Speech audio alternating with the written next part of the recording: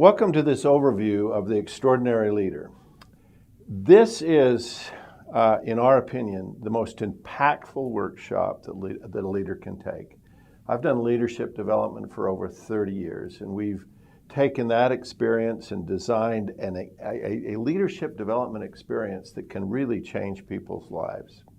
Now, as people walk into a training room, the first thing you need to do is to show them some evidence that there's some impact from the training that they receive.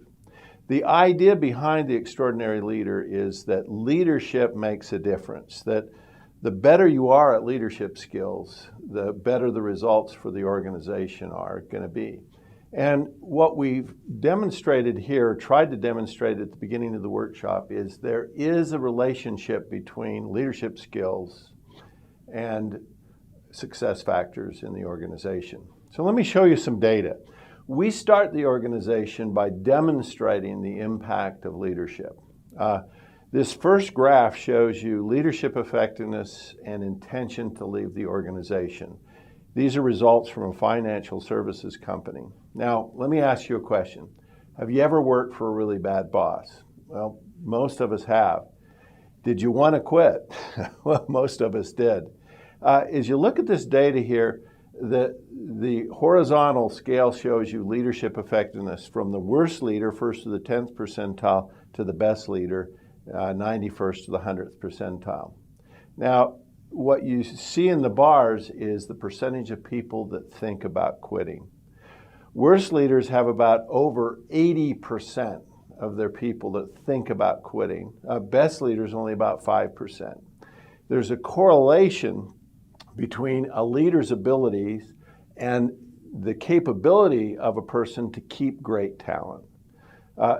We're all in a game here in organizations. The organization that wins is the organization with the best talent. And one of the things that is key to keeping great talent is having great leaders. And so you can see that difference between poor leadership, good leadership, and great leadership. This next chart shows you the effect of leadership on net income. So a lot of people, especially executives, want the show me the money slide. And this is the show me the money slide. What it shows you is a study we did with mortgage banks where we looked at the worst leaders and found out they were actually losing money. Good leaders were making money, but great leaders doubled it. They doubled the net income. This next slide shows us sales. And again, we're looking at sales in millions of dollars. The worst leaders have less than 100 million in sales. The best leaders generated over 600 million in sales in their group. What we're showing you here is the effect of leadership effectiveness and employee engagement or satisfaction. What you're seeing here is leadership effectiveness broken into 20 different groups, every 5th percentile. And this particular study was done with 66,000 global leaders. So it's a huge global study done across the world. Have you ever worked for a poor leader? Has there been a time in your life when you worked for a really bad leader? Well, most people have. When I asked them what it was like, they say, I was dissatisfied, I was frustrated, I was angry, I was upset. Poor leaders create dissatisfaction. Now, as you see there, the worst leaders, those at the 5th percentile, the engagement of their employees is about the 20th percentile. But if we replace the poor leader, same organization, same compensation, same everything, with a good leader, what we find is engagement automatically goes up to the 50th percentile. The number one factor affecting the engagement of employees is who's your boss. And then if we replace the good leader with a great leader, one at the 100th percentile, what we get is engagement going up past the 80th percentile. We know that engagement is connected to outcomes. We know that in retail sales and in stores like, or organizations like Starbucks or Best Buy, that there's a direct connection between the engagement of employees, the level of customer satisfaction, and the level of profitability. Hospitals have even found that cure rates go up when employees are engaged. Every organization wants high engagement in their organization, and the number one factor to create that is employee engagement, is leadership effectiveness. Let me show you some studies across different organizations. This is the same study, but the first line you'll see here is for oil companies, and you can see it looks very similar, and then broadcaster, and then banking, and then software, and global pharma. All those lines, while there's differences in where they go and how far they go up, what's true is the better the leader, the higher the engagement. Well, then I got an interesting group, rocket scientists. Now, if you want to be a rocket scientist, there's not a lot of options about where you can go. I mean, you probably go to school and you probably get a degree, and this is the dream of your life. This is your life's work, right? And finally, you get a job as a rocket scientist. You're doing that work. But what happens if you're doing your life's work, your dream job, and you work for a poor leader? Well, your engagement is about the 5th percentile. Your dream is dead. Who ruined your dream? That supervisor did. You see, even though you're doing your life's work and your dream job, that supervisor has a profound effect about how you feel about it. But if you happen to work with that leader in the top 10%, your engagement is just about at the 90th percentile, right? And the dream is alive. The effectiveness of a leader has a profound effect over all kinds of outcomes, such as leadership effect, such as customer satisfaction, such as turnover. We've found studies with profitability, and we've found all kinds of studies with safety and other things. We've studied this over and over again, and we know that the skills of a leader are directly connected to good things that happen, success factors in the organization. Now, one of the interesting things we found in these studies is there's a difference between being good and being great. For many organizations, they're trying to take leaders to good. And what we found is it makes more sense to take leaders and set that precedent that we want great leaders. Now, usually when I show these studies to people, someone always asks a question.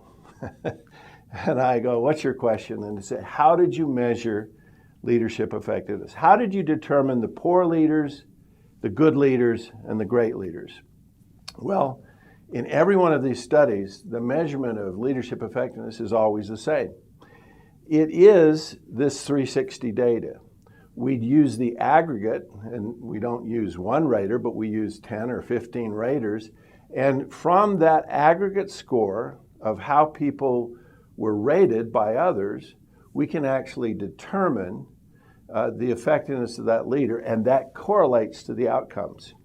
You see, that's the evidence that people need. We created a competency model. We created some items that measured those competencies, and then based on that feedback from others, we correlated that to outcomes. That's the holy grail. If you can show people there's a connection between their skills as a leader and outcomes in the organization that people want, that's the holy grail. And so the question that most people need to ask themselves when they're going through this leadership development experience is, where am I at in terms of that leadership scale? Am I a poor leader? Am I a good leader? Or am I a great leader? Well, that's what we're going to give them in this extraordinary leader experience. Now, the second question people start to ask themselves is, well, how do I become a great leader? What does it take for a person to move from good to great? When we get that 360 assessment, we find that some leaders have an issue that's very negative. Now, how many here think they might have a weakness? Everybody does.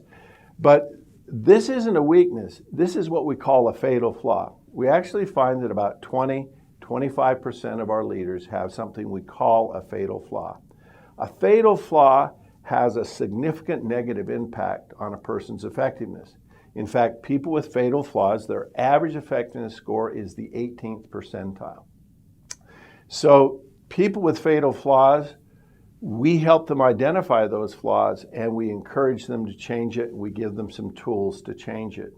Now, not everyone has a fatal flaw. Some people have a profile that looks more like this. I mean, they have some positive items, they have some negative items. But where do you think intuitively most people start to focus on?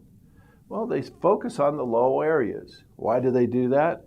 Well, we've really been told that all our lives. We've been given that drill in school, and we tend to think about development as accepting what we're good at, but then working on and improving what we're not good at, focusing on our weaknesses.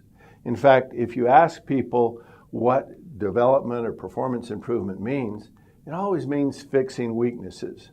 Now, true, in 20 to 25% of the cases, people need to focus on that weakness. They have a fatal flaw. But in 75% of the 80% of the cases, they don't have a fatal flaw. And in that situation, we'd say, quit focusing on your weaknesses. We think there's a better way. What is that better way? Well, we looked at data from thousands of leaders, and we looked at the impact of strengths. Now, if people didn't have any strengths, their average effectiveness was just at the 34th percentile. What would happen if people did one thing well? If people had one strength? Well, we know that it would go up. We measured people on 16 competencies. How much? Well, maybe 1/16. That's only 3 or 4 or 5 percentiles. But when we looked at the data, people with one strength, their average effectiveness went up to the 64th percentile. It almost doubled.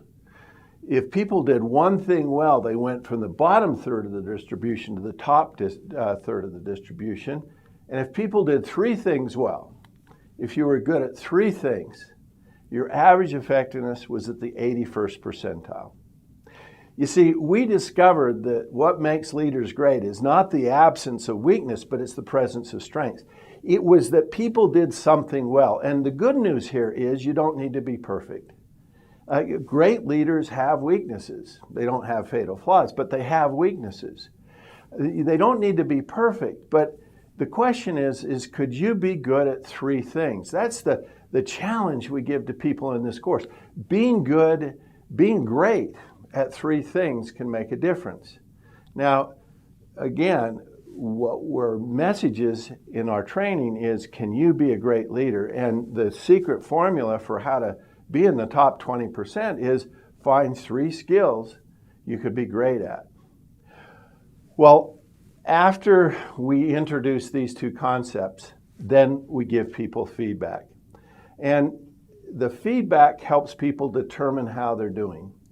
Now, if you want to understand your strengths and weaknesses, you'd think that you're the best judge. In reality, we've found that when we look at self-ratings and we look at a person's ability to predict their strengths and weaknesses, guess who's the worst at predicting your strengths and weaknesses? You're right, it's you. You're the worst judge of your strengths and weaknesses. Others are twice as accurate in predicting your strengths and weaknesses. And so we give people feedback. We do this in two different ways or using two different vehicles. Half of our clients use our standard Extraordinary Leader 360. We have 16 differentiating competencies. We've researched. We know that these are the key behaviors that drive high performance in leadership. Another half of our clients either have an existing competency model and we adapt to that competency model and create an Extraordinary Leader 360 for them, or they ask us to come in and research and use the same techniques we use to find the 16 competencies, a unique competency model for that organization. Either way, it works very well. Whether you have a custom 360 or our standard 360, But in the training program, we give people enough time to really diagnose and understand their feedback. What's the funny thing with training programs at work is sometimes people just hand out that 360 and give it to people, and people will take a few minutes to look at it, but then they'll put it in their drawer. They'll never look at it again. That's a waste of money. And so giving people the time and having the coaches there to support them in that development process is really critical. Once people understand or get a chance to look at their feedback, you'll see that the feedback report is really simple, but there's some unique things about it that make it different. When I first started giving people feedback, I showed them how their performance was compared to the average. What I found is that people were often really satisfied with being just a little bit above average. And that's the wrong message. You see, we found that great leaders made a great difference. And so what we started to do was show people their performance compared to the 75th and the 90th percentile on all these competencies. Our feedback report is straightforward, it's simple. It also gives people feedback on what's important and also what their employee engagement is. And those things go together to really help people understand the impact they're having on others. Once people understand their feedback, the next thing they need to do is select an issue for development. I always ask groups when I'm working with them, how many things do you think we want you to work on? 5 things? 4 things? 3 things? You know, everybody in that audience is overwhelmed. They're incredibly busy. And what we're going to ask them to work on is one thing. Find one competency. You notice the difference from going from 0 strengths to 1 strength, 34th to the 64th percentile. What we find is that we can have a substantial improvement in the organization by having people focusing on one issue. And so we give them a model to help them do that. We call it the CPO model. We look at 3 elements. First is competence. What's your strengths? What are you good at? The 360 report gives them the most accurate assessment of their competence that could ever be developed. They know where they're at as a leader. But the second thing they need to look at is what the organization needs. Now, the organization is important. And doing a good job is important because that's what gets you promoted. So the second element is the organization needs. The third element that's critical is your passion. What do you love? What do you care about? It's really hard to develop a profound strength on something you don't really like. So we connect those 3 things. We find a leadership sweet spot for people, and we help people identify that one competency to work on. The last thing we need to talk about is how to build strengths. People, they know how to fix weaknesses. Now, let me give you an example. Let's say that you got very poor scores on honesty and integrity. Would it be difficult to figure out how to improve? I don't think so. You could do things like stop lying and quit cheating and walk your talk. I mean, those things would help you move from bad to good, right? But let's suppose that you got good scores on honesty and integrity and wanted that to be a profound strength. Well, what would you do to move from good to great? Well, I've asked people this and they come up with things like, well, be really honest, or be really, really honest, or be honest harder. Those are nice things to try, but they don't really work. You see, the process of going from bad to good is straightforward. It's linear. It's those basic things you need to do. But the process of moving from good to great is nonlinear. It's different. And we discovered this when we started to suggest that people develop strengths. They didn't know what to do, and we didn't know how to help them until we did the research. We looked at thousands of leaders on every competency, and what we looked for was leaders that had a profound strength, and then we looked for something we called companion behaviors. The companion behaviors are the levers that help people build a strength. So what we found is that people that were really good at honesty and integrity tended to be more assertive. Now, that's a very different behavior than honesty and integrity. That's the extent to which you're willing to speak up. Do you have to be assertive to be honest? No, you probably know people who are honest but unassertive. But what assertiveness does is it separates the good from the great. Those people that were willing to speak up, those people that were willing to say, that's not okay, those were the people that were great at honesty. Those that weren't willing to say that sat back and were sort of questioning their honesty. You see, for every competency, there's between 8 and 14 companion behaviors. And what we provide is a competency companion development guide. This is I think, the most important contribution we've made to the field. It gives people a way to really take a plan and put some meat in it. Because before we had this, people would come to a training program and I'd say, what are you working on? And they'd say, communicating. And I'd say, well, what's your plan? And they'd say, to communicate more. And I'd say, could you be more specific? And they'd say, communicate more with enthusiasm. You see, everything was linear. But what we found is that with companion behaviors, people were able to connect the behavior they wanted to improve, like technical professional expertise, with companion behaviors that really leveraged that capability. Expertise is great, having knowledge is great, but being able to solve problems takes you from good to great. Expertise is great, but communicating powerfully really helps you to demonstrate and help others understand that expertise that you have. These behaviors are the key to building strengths and building profound strengths. With this approach, we found that leaders can really change. And we've got the evidence.